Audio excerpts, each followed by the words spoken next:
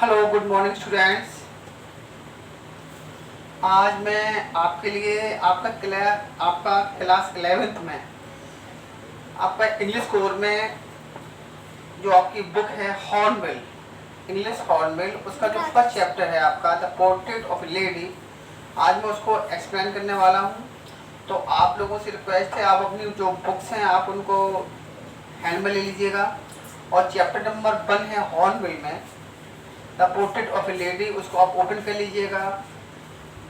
Chapter में आपको line by line explanation दूंगा, बहुत ही अच्छे से आपको सुनना है, ये अंडरस्टैंड करना है। और जैसे कि आप जानते हैं अभी आपका रिजल्ट आगे चुका है और आपका ये फर्स्ट चैप्टर स्टार्ट कर रहा हूँ मैं। तो आप अपनी बुक को ओपन कर लीजिएगा और लाइन नंबर 1 मैं स्टार्ट कर रहा हूँ। देखिएगा, चैप्टर है the portrait of A lady. First line है आपकी, राइटर है आपके खुशवंत सिंह। चैप्टर को स्टार्ट करने से पहले मैं आपको थोड़ा चैप्टर के थीम के बारे में बताना चाहता हूँ। एक्चुअली जो चैप्टर है ये रियलिटी भी है, फैक्चुअल है, रियल स्टोरी है। जो आपके खुशवंत सिंह हैं, इन्होंने अपनी ग्रैंड मदर के बारे में, ये एक उन्होंने श्रद्धांजलि की तरह, एक ट्रिब्यूट की तरह अपने ग्रैंड मदर के बारे में उन्होंने एक श्रद्धांजलि दी है ये चैप्टर को राइटिंग करके। चैप्टर में ह्यूमन रिलेशनशिप के बारे में काफ़ी बताया गया है। जॉइंट फैमिली और सिंगल फैमिली में क्या इफेक्ट्स होते हैं, क्या साइड इफेक्ट्स होते हैं, उसके बारे में भी ये स्टोरी बहुत ज़्यादा आपको लाइट डालती है। और ग्रैंड पेरेंट्स का हमारी लाइफ में क्या इम्पोर्टेंस होती है, ये चैप्टर इस बात को भी हाईलाइट करता है। किस प्रकार से जो ग्रैंड पेरेंट्स होते हैं वो ग्रैंड चिल्ड्रन से कितना ज़्यादा प्यार करते हैं या उनके लिए क्या उनकी क्या फीलिंग्स होती है, ये भी चैप्टर में बताने की कोशिश की गई है। तो फर्स्ट लाइन आपको बता रहा हूँ मैं, my grand mother like everybody's grand mother was an old woman. Khushwant Singh first line में बता रहे हैं, राइटर हैं, कि मेरी जो ग्रैंड मदर है लाइक एवरीबडीज ग्रैंड मदर, कि हर किसी की ग्रैंड मदर के जैसे he was an old woman, वो भी एक बूढ़ी औरत ही थी।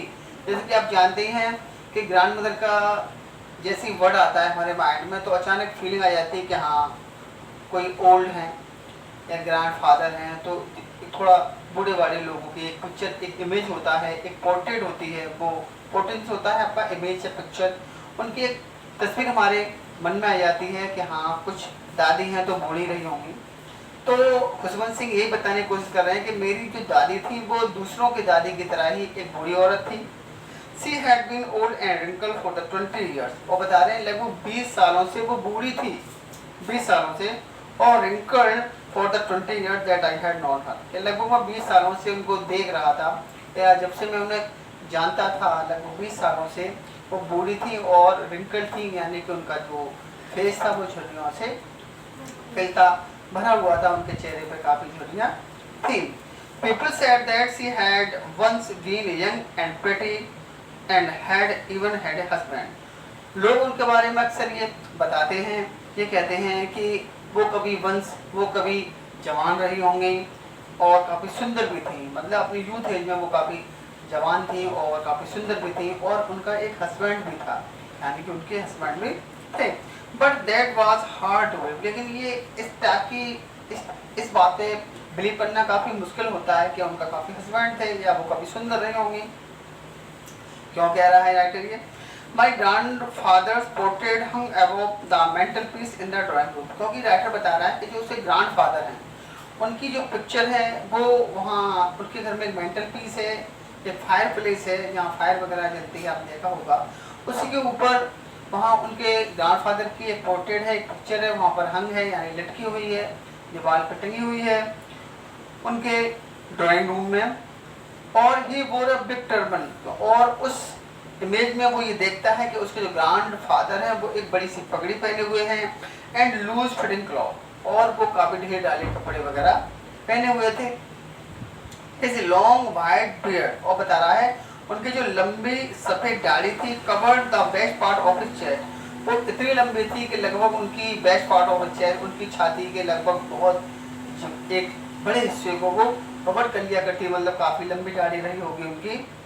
And he looked at least 100 years old, और उनकी पिक्चर को देखकर ऐसा लगता था, खुशवंत सिंह ये बता रहे हैं कि उनकी पिक्चर को देखकर ऐसा लगता था कि ये लगभग 100 ईयर्स ओल्ड, लगभग ये 100 साल की उम्र है।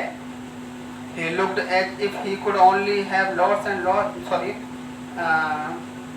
old. He did not look the sort of person, और उनको देखने से ऐसा नहीं लगता था कि he was a sort of person, वो इस टाइप के इंसान रहे होंगे who would have a wife of children.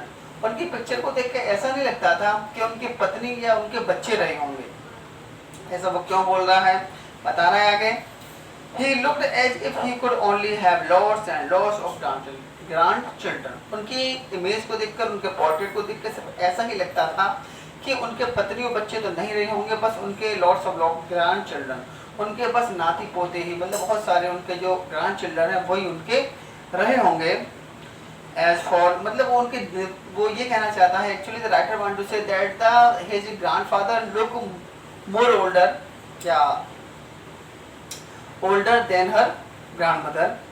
As for my grandmother being young and pretty, और जहाँ तक मेरी दादी के यंग और प्रेटी होने की बात है, the thought was almost revolting. ये वाली बात है, ये वाला जो थॉट है मुझे काफ़ी रिवॉल्टिंग, ये काफ़ी डिस्गस्टिंग वाला है, ये काफ़ी एक मन में एक थोड़ी सी प्रॉब्लम या एक अनबिलीविंग, जो अनबिलीविंग चीज़ होती है वो एक मन में पैदा करने वाला है। काफ़ी डिस्गस्टिंग पॉइंट है ये कि मेरी दादी कभी सुंदर या जवान रही होंगी। ऐसा वो क्यों बोल रहा है, आगे बता रहा है। She often told us of the games she used to play, और अक्सर करके जो मेरी दादी थी, often told us the games she used to play, और वो अक्सर करके हमें अपने यानी खुशवंत सिंह को, उसकी दादी थी, वो अक्सर करके उन गेम्स के बारे में बताया करती थी जो वो बचपन में खेला करती थी as a child. That seemed quite absurd and undignified, और बता रहे हैं ये जो बातें जो मुझे वो जिन खेलों के बारे में बताया करती थी कि बेटा हम बचपन में छोटे थे तो ये खेला करते थे, ये काफ़ी एब्सर्व लग रहा है मुझे, काफ़ी एक फुलिशफुल लग रहा है एंड अनडिग्निफाइड, और एकदम थोड़ा सा अनबिलीविंग या थोड़ा सा अनकम्फर्टेबल मुझे लगता है। ऑन हर पार्ट, तो जो मुझे इस तरह की बातें वो बताती है उनको देखकर। And we treated it like the favours of the prophets he used to tell us, और हम उनकी इन रियलिटी को या उनकी इन बातों को जो वो बचपन के बारे में, गेम्स के बारे में बताती हैं, हम उनको सिर्फ वैसे ही लेते हैं जैसे कि वो बहुत साधु संतों की हमें स्टोरी वगैरह सुनाया करती थी। तो इसी टाइप से हमें ये ऐसा लगता है या हम उसको ऐसा कंसिडर करते हैं कि ये भी एक तरह की ये एक स्टोरी, हम उसको मान के चलते हैं, हम उसको दादी की उन बातों में बिलीव नहीं करते हैं कि जिस टाइप की बात है वो, या जिस टाइप की बात है या जिस टाइप के गेम्स के बारे में वो बताती हैं, हमें थोड़ा उनसे बिलीव करना काफ़ी हार्ड, एक कहते हैं हार्ड टू बिलीव, या एक कभी हार्ड सा लगता है, एक इम्पॉसिबल लगता है कि दादी इस टाइप की गेम वगैरह कभी खेलती रही होंगी अपने बचपन में। देखिएगा नेक्स्ट पैसेज आपका आ रहा है, she had always been short and fat and slightly fat. अब यहाँ खुशवंत सिंह है, राइटर हैं, वो अपने दादी का फिजिकल स्ट्रक्चर बता रहे हैं और उनका जो हैबिचुअल है या उनकी जो हैबिट्स हैं उनके बारे में, या जो उनका रूटीन वर्क है उसके बारे में वो बता रहे हैं। She had always been short and fat and slightly fat, वह बता रहा है दादी हमेशा छोटी थी, मतलब उनका जो साइज था काफ़ी शॉर्ट था, एंड फैट मोटी भी थी, एंड स्लाइटली फैट, और थोड़ी सी वो झुकी हुई भी थी। बता रहा है उसकी जो दादी थी थोड़ी छोटे कद की थी और मोटी भी थी और थोड़ी सी झुकी हुई थी, थोड़ा झुके चलती थी। Her face was a criss cross of wrinkle running from everywhere to everywhere, और उनके चेहरे पर क्रिस क्रॉस रिंकल थे, यानी कि चेहरे पर जो झाइयाँ थी वो मतलब every part of the face, उनके चेहरे पे इतने रिंकल्स थे कि रन टू एवरीवेयर कि वो एक जगह से दूसरी, मतलब हर जगह ही वो जाते थे। तो हम इस चीज़ को इमेजिन कर सकते हैं कि उनका जो फेस रहा होगा उसका कोई भी सिंगल कोई पार्ट या कोई भी पार्ट उस पर ऐसा नहीं बचा होगा जहाँ उनके चेहरे पर रिंकल या झाइयाँ या झुर्रियाँ वगैरह उनके चेहरे पे नहीं रही हो। क्योंकि बता रहा है एवरीवेयर टू एवरीवेयर, हर जगह से हर जगह वो जाती थी, यानी पूरा फुल फेस था उनका रिंकल से भरा हुआ था, यानी कि वो काफ़ी बुरी थी। नो नहीं, we were certain she had always been as we had known her. वो बता रहा है नो नहीं, we were certain she had always been as we had known her. और बता रहा है और जब से हम उन्हें जानते थे वो हमें इतनी ही बूढ़ी हमें दिखाई दी थी जितनी वो आज दिखाई दी थी। मतलब जब से हमने उन्हें देखा था एज ए दादी, जब से हम उन्हें जाने, जब हमने उन्हें ये रियलाइज़ किया कि हमारी दादी है, जब से खुशवंत सिंह उनको जानते थे तो बता रहा है। तो खुशवंत सिंह ये कहना चाहता है कि लगभग वो इतने, जब से हम उन्हें जानते हैं वो इतनी ही बूढ़ी हमें इतनी ओल्डनेस के साथ और इतनी ही रिंकल के साथ वो हमें मिली थी या हम उन्हें जानते हैं। ओल्ड सो टेरिबली ओल्ड, और वो इतनी बूढ़ी थी, so terribly old that she could not have grown older. और बता रहे हैं वो इतनी बूढ़ी थी कि अब इससे ज़्यादा बूढ़ी वो और ज़्यादा ओल्डर नहीं हो सकती थी। And had stayed at the same age for 20 year. और बता रहे हैं और ऐसा लगता था had stayed at the same age, और ये लगता था उनके ओल्ड एज को देखकर ऐसा लगता था कि वो इतनी इसी ओल्ड एज पर आकर वो स्टे हो गई, यानी कि जो उनका बुढ़ापा है वो इसी अवस्था पे आके ऐसा लगता है उनका बुढ़ापा है वो यहीं आके रुक गया है। और ये लगभग 20 साल से था। तो खुशवंत सिंह एक्चुअली ये कहना चाहते हैं कि लगभग 20 साल से वो इतनी ही बूढ़ी थी जितनी हम उन्हें 20 साल से हम उनको ऐसे ही देख रहे थे, और ऐसा लग रहा था कि अब ये और इससे ज़्यादा बूढ़ी ये नहीं हो सकती, यानी कि 20 साल से उनका बुढ़ापा एक तरह से एकदम स्टे हो गया था, रुक गया था। वो और ज़्यादा बूढ़ी नहीं हो रही थी, जितनी हो सकती थी वो ऑलरेडी उतनी हो चुकी थी। She could never have been pretty but she was always beautiful. वह कभी सुंदर तो नहीं रही होंगी, वह कभी खूबसूरत नहीं थी, लेकिन वो हमेशा से सुंदर रहेंगी। अब बता रहा है प्रिटी भी आया है, ब्यूटीफुल भी आया है, बता रहा है वो कभी खूबसूरत तो नहीं रही होंगी लेकिन सुंदर हमेशा से थी। तो actually the writer want to say that she was not pretty nor the outer beauty. Actually she had not the outer beauty but she had inner beauty. यानी कि बता रहे हैं वो बाहर से सुंदर नहीं दिखती थी, लेकिन उनके जो आत्मा थी, जो उनका मन था, जो उनका हृदय था या जो उनका हार्ट था, वो अंदर से जो इनर ब्यूटी होती है वो उनके अंदर बहुत ज़्यादा थी। यानी कि फिजिकल ब्यूटी तो उनके पास नहीं रही होगी, लेकिन वो अंदर से इनर ब्यूटी थी वो बहुत ज़्यादा सुंदर थी, यानी कि मन की बहुत ज़्यादा अच्छी वो थी। सी हॉवल about the house in spotless white cloth. और बता रहे हैं हॉवल, वह हॉवल कहते हैं थोड़ा सा लेम करके चलना है, थोड़ा सा लंगड़ा के चलना है, हल्का फुल्का थोड़ा सा लंगड़ा के चलना। बता रहे हैं about the house spotless white cloth, और वो पूरे घर में थोड़ा सा झुककर लंगड़ा के चलती थी पूरे घर में, और वाइट स्पॉटलेस वाइट क्लॉथ मतलब बता रहे स्पॉट मतलब उनके वाइट वो सफ़ेद कपड़े पहना करती थी, वाइट क्लॉथ बताए गए हैं तो यानी सफ़ेद साड़ी पहनती होंगी, और स्पॉटलेस यानी कि बेदाग, उनके साड़ी पर कहीं पर भी कोई भी स्पॉट नज़र नहीं आया करता था, यानी एकदम साफ सुथरे कपड़े वो वाइट कपड़े वो पहन के पूरे घर में इधर उधर वो घूमती रहती थी, टहलती रहती थी। But she was always cloth, one hand resting on her breast to balance her stoop and other telling the beats of her rosary। बता रहे हैं उनका जो एक हाथ था वो अपने वेस्ट पर अपनी कमर पर रख लिया करती थी, टू बैलेंस हर स्टूप, क्योंकि उनके दादी की पीठ पर स्टूप निकला हुआ था। एक जो आपने देखा होगा कैमल देखा होगा, ऊँट देखा होगा, उनके पीठ पे एक आपका स्टूप होता है, कुब्बड़ होता है, यानी कि जो दादी थी उनकी भी बैक पे थोड़ा सा कुब्बड़ वगैरह निकला हुआ था। तो अपना बैलेंस बनाने के लिए जो ग्रांड मदर थी वो अपनी बैक पे कमर पे हाथ रख के थोड़ी झुक के चला करती थी, और उनके एक हाथ में उनके बीड्स ऑफ द रोजरी, उनके एक हाथ में माला हुआ करती थी, जो आपने देखा होगा जो साधु महात्मा संत वगैरह या आपके घर पर भी कुछ लोग जो हमारे ग्रांड पेरेंट्स वगैरह होते हैं उनके हाथ में होता है, तो वो उनके हाथ में एक माला थी, और बीड्स ऑफ रोजरी वो अपने बीड्स कहते हैं मन के या जो मोती होते हैं या जो माला के दाने होते हैं उनको बीड्स बोलते हैं। रोजरी मीन्स होती है माला, तो अपने माला उनके हाथ में एक थी, और उसके वो मोतियों को वही वो काउंट करती रहती थी, या उनको मंत्र जो भी अपना नाम जो भी अपना गॉड्स का नाम लेती होंगी वो अपना रिमेंबर करती रहती थी। Telling the beads of rosary, और मतलब अपने मन को माला को वो बोलती रहती थी, मन में कुछ मंत्र वगैरह का जाप वो करती रहती थी। हर सिल्वर लॉक्स से बताया गया है उनके बालों के बारे में, उनके जो चांदी जैसे बाल थे, चांदी जैसे बाल तो अब मान लीजिएगा सिल्वर लॉक है, सिल्वर चांदी वाले बाल तो नहीं होते, वाइट जो आपने देखा होगा जो आप सिल्वर होती चांदी होती वाइट होती, तो उनके बाल बता रहे हैं काफ़ी वाइट थे। तो उनके सिल्वर लॉक्स पर स्कैटर्ड अनटिडी ओवर हर पेल प्रिकर्ड फेस थे। बता रहे हैं उनके जो चांदी जैसे बाल थे वो बिखरे रहते थे अनटाइडली, यानी कि बिना बंधे हुए, यानी कि जो बाल थे उनके वो चोटी वगैरह नहीं करती होंगी, खुले बाल थे उनके। ओवर हर पैर उनके पीले से पकड़ और झुर्रियों वाले चेहरे पे उनके जो बाल थे वो हमेशा बिखरे रहते थे। And her lips constantly move inaudible पे, और उनके जो होंठ थे, उनके लिप्स थे इनऑडिबल। इनऑडिबल माने बताया गया जो सुनाई न दे सके। तो उनके जो होंठ थे वो हमेशा एक प्रार्थना करते रहते थे या अपने मंत्रों का उच्चारण करते रहते थे। वो जो भी मन में वो ईश्वर का नाम लेते थे, वो उनके जो होंठ थे हमेशा ईश्वर के भजन में या ईश्वर के नाम के साथ वो रिपीटिशन करते रहते थे, प्रोनाउंसिएशन करते रहते थे।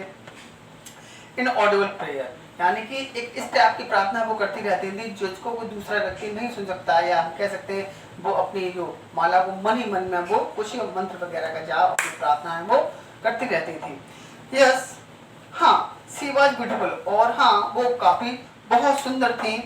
सी was like the winter landscape, वो बहुत सुंदर थी। She was like the winter scape landscape in the mountain, और वो बिल्कुल ऐसी लगती थी winter landscape in the mountain, जैसे कि पहाड़ों में सर्दियों के टाइम में जो एक लैंडस्केप बन जाता है। आपने देखा होगा पहाड़ों पर या हिमालय पर या शिमला वगैरह, कभी आपने न्यूज में या कभी गए हो तो देखा होगा, पहाड़ों पर बर्फ जम जाती है, एक ऐसा सीन हो जाता है, वाइट वाइट चारों तरफ एक वाइट नजर आती है, जैसे लद्दाख वगैरह है, आपने देखा होगा मूवी वगैरह में। तो एक सफेद, जैसे कि पहाड़ों पर एक सफेद जो एक सीट, एक जो चादर होती है वो बिछ जाती है, वो बिल्कुल वैसे ही लगता था हमको देखने को। And expanse of pure white serenity, breathing peace and contentment. बता रहे हैं उनके चेहरे को देखकर, उनके बालों को देखकर, यानी काफी वो वाइट थी, काफी गोरी रही होंगी वो, काफी उनका जो कलर था वो काफी फेयर रहा होगा। तो बता रहे हैं और उनके वाइट और जो उनके हेयर थे वो भी वाइट थे, तो ऐसा लगता था जैसे कि पहाड़ों पर दूर दूर तक बर्फ फैली हुई है। And expanse of pure white serenity, यानी कि दूर दूर तक एक सफेद रंग की शांति छाई हुई है, दूर दूर तक एक सफेद रंग की शांति छाई हुई है। ब्रीथिंग पीस, जिसकी उनकी जो सांसें थी या जो उनकी जो ब्रीथ लिया करती थी, उनके मन में या उनके सांसों में एक शांति थी, पीस थी, एंड कंटेनमेंट, और एक संतोष सा भरा रहता था। यानी कि कैसा लगता था दूर दूर तक शांति छाई हुई है, एक वाइट लेयर बची हुई है, एक अजीब सी एक शांति है, और उनका मन था वो एक शांति से और एक संतोष से उनका मन हमेशा भरा हुआ रहता था, यानी वो काफी एनर्जेटिक लेडी थी। नेक्स्ट पेज पर आ रहे हैं, my grand mother and I were good friend. बता रहा है लेटर, अब इसके अपने ग्रैंड मदर के साथ अपने रिलेशन के बारे में बता रहा है। My grand mother and I were good friend, कि मैं और मेरी दादी थी वो बहुत अच्छे दोस्त थे। My parents left me with her, जो मेरे पेरेंट्स थे वो मुझे छोड़ गए थे। With her when they went to live in the city and we were constantly together. और बता रहा है कि मेरे जो पेरेंट्स थे, मैं खुशवंत सिंह यहाँ ये कहना चाहते हैं कि मैं अपने दादी की, मैं और मेरी दादी थे वो काफ़ी अच्छे दोस्त थे, और मेरे पेरेंट्स थे, मैं जब छोटा था तो मुझे वहीं दादी के पास गांव में विलेज में छोड़ गए थे, क्योंकि मेरे पेरेंट्स थे वो शहर रहने के लिए, सिटी में रहने के लिए चले गए थे, तो वहीं तभी से मैं अपनी दादी के साथ मैं रहता था। She used to wake me up in the morning and get me ready for school. वह सुबह अक्सर करके मुझे सुबह जगाया करती थी और मुझे स्कूल के लिए फिर मुझे तैयार किया करती थी, यानी कि स्कूल जाने के लिए मुझे तैयार भी करती थी। सुबह मेरी दादी मुझे जगा दिया करती थी वहीं विलेज में जहाँ पर उनके साथ रहते थे, और इसी को लिए फिर वो तैयार करते थे। She said her morning prayer in the monotonous sing song while she bathed and dressed me in the hope that I would listen and get to know it by heart। और बता रहा है कि वो मुझे सुबह स्कूल में तैयार तो कर देती थी, फिर वो कहाँ चला गया, sorry. She said her morning prayer, और वो दादी थी वो सुबह अपनी प्रेयर करती थी, अपनी जो प्रार्थना वगैरह थी वो करती थी। यानी मोनोटोनस सिंग सॉन्ग, और एक मोनोटोनस सिंग सॉन्ग मतलब है एक अपने जो एक म्यूजिक या एक जो सुर होता है उस सुर के साथ, यानी कि अपना जो तुकबंदी होती है उस टाइप से, मतलब बहुत ही एक स्वीट वॉइस में वो अपनी सुबह की प्रेयर प्रार्थना वगैरह करती थी। सी बाथड एंड ड्रेस मी, और मुझे नहलाती थी, एंड ड्रेस में मुझे ड्रेसअप किया करती थी। इन द होप, इसी आशा में that I would listen and get to know it by heart. और मतलब वो बता रहा है कि मुझे नहलाते समय या मुझे ड्रेसअप करते समय वो एक प्रकार की प्रेयर करती रहती थी, एक प्रकार का गीत या प्रार्थना वगैरह गाती रहती थी, और इस उम्मीद में कि शायद मैं इसे बहुत मन से सुन रहा हूँ और मैं उस दादी की प्रार्थना को मैं याद भी कर लूँगा। आई लिसन, और मैं सुनता था, because I loved her voice but never bother to learn it, और मैं दादी की उस प्रार्थना को, उन वर्ड्स को मैं बहुत ही मन से सुनता भी था, लेकिन कभी भी मैंने उनको याद करने की कोशिश नहीं की, या कभी भी उनको याद करने के बारे में मैंने कभी नहीं सोचा। Then she would fetch my wooden slate, और फिर उसके बाद जो दादी थी वो मेरी जो लकड़ी की स्लेट थी, अभी तो आप बुक्स वगैरह पे पढ़ते हैं, अभी स्मार्ट क्लास भी आ गई है आपकी, पहले एक लकड़ी की एक स्लेट हुआ करती थी, लकड़ी की एक इस टाइप का एक पीस हुआ करता था वुडन का, तो वो पहले चलता था, उस पर कुछ चौक वगैरह से, लिक्विड चौक वगैरह से उस पर लिखा करते थे। तो फिर वो दादी मेरी वुडन की स्लेट लाया करती थी, which she had already washed and plastered with yellow chalk, और जो वो पहले ही उसको वॉश कर दिया करती थी और प्लास्टर में येलो चौक, और उसे येलो चौक से वो उस पर प्लास्टर या उस पर लेप टाइप का होता है वो पहले ही उस पर कर दिया करती थी। ए टिनी अर्दन इंक पॉट, और एक मिट्टी का हमारा इंक पॉट हुआ करता था, मिट्टी के, जैसे कि आपने दिया वगैरह देखा होगा, एक दिए का और बड़ा फॉर्म होता है, थोड़ा डब्बू टाइप का होता है, एक कुल्हड़ टाइप का बोलते हैं, या छोटी सी एक जो इंक पॉट थी वो हुआ करती थी। एंड ए रेड पेन, और एक रेड पेन हुआ करता था। Tie them all in the bundle, और सब चीज़ों को एक बंडल में बांध दिया करती थी। And sugar spread on it, tie them all in the bundle and hand it to me, और वो मेरे हाथ में मुझे दे दिया करती थी। After a breakfast of a thick, और बता रहे हैं एक ब्रेकफास्ट करने के बाद of a thick slate chapati, steel chapati, मतलब एक भारी भरकम नाश्ता करने के बाद वो मुझे एक स्टील चपाती, स्टील मीन्स होता है बासी, एक बासी रोटी विद ए लिटिल बटर, उस पर एक बासी रोटी पे वो मुझे थोड़ा सा बटर लगाकर एंड शुगर स्प्रेड ऑन, और उस पर चीनी लगाकर वो मुझे दे दिया करती थी, ये हम नाश्ते में लिया करते थे। वी वेंट टू स्कूल, और इसके बाद फिर हम स्कूल जाया करते थे। सी कैरिड सेवरल स्टील चपाती, और वो अपने साथ बहुत सारी बासी रोटी थी वो भी साथ में ले जाया करती थी। With her for the village dog, क्योंकि वो जब गांव के जो डॉग्स वगैरह हुआ करते थे उनको रास्ते में वो जो बासी रोटी हुआ करती थी दादी साथ में ले जाया करती थी, जब वो स्कूल उनके साथ जाया करता था तो रास्ते में जो डॉग्स वगैरह हुआ करते थे उनको वो रोटियां वगैरह खिलाती हुई, फीडिंग कराती हुई वो जाती थी। तो वो ये उनका एक रूटीन था जब वो अपने दादी के साथ गांव में वो रहता था। अभी मैं इस चैप्टर को यहीं पर ब्रेक कर रहा हूँ, ये आपका फर्स्ट पार्ट है, और इसके बाद आपका सेकंड पार्ट में आपको आगे का चैप्टर पढ़ाऊंगा। और आपको क्लास 11th के स्टूडेंट को और एक इम्पोर्टेंट इन्फॉर्मेशन मैं देना चाहता हूँ कि ये जो आप क्लास है आपके, जो अब आपको ये जो वीडियोज़ मिल रहे हैं, ये अब आपको वीडियोज़ नहीं मिलेंगे, अब आपको ऑनलाइन क्लास ही मिलेगी। इसके लिए आपको एक माइक्रोसॉफ्ट टीम नाम का ऐप है, माइक्रोसॉफ्ट टीम नाम से एक ऐप है, वो आपको ऐप डाउनलोड करना है, और उसको ओपन करने के लिए ये जो आपके जो जितने भी टीचर्स हैं वो वहीं आपको माइक्रोसॉफ्ट टीम ऐप पर ही आपको ऑनलाइन क्लास, आपको फेस टू फेस अब आपकी क्लास लगेगी। वहीं जो आपकी क्वेरीज वगैरह होंगे वो आप हमसे डायरेक्ट पूछ सकते हैं, मुझसे या जो आपके अदर टीचर्स हैं उनसे। तो वो ऐप आपको डाउनलोड करना है, उसका आईडी और पासवर्ड आपको स्कूल के ऑफिस से ही मिलेगा, और वो आपका पर्सनल आईडी पासवर्ड होगा। हर स्टूडेंट का पासवर्ड और आईडी अलग होगा, आप अपना पासवर्ड आईडी डालकर आप उसे यूज कर सकते हैं।